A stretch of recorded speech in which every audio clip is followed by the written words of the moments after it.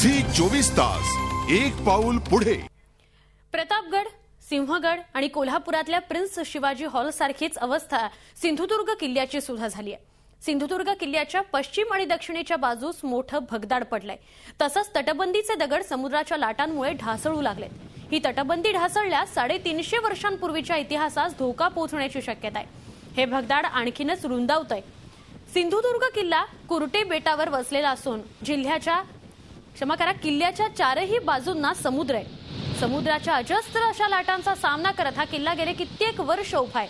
पण शासनाच्या दुर्लक्षामुळे आता किल्ल्याच्या पश्चिम आणि दक्षिणेच्या बाजूला भगदाड पडलाय आणि ते रुंदावतंय।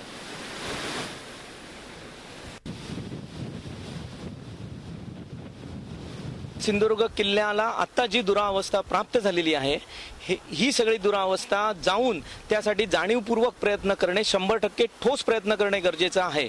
आणि हे सर्व करण्यासाठी शासनाकडून एका ठोस काही पॉलिसीज समोर आल्या पाहिजेत, त्याशिवाय या काही गोष्टी साध्य करणे कोणालाही शक्य होणार नाही। झी 24 तास एक पाऊल पुढे।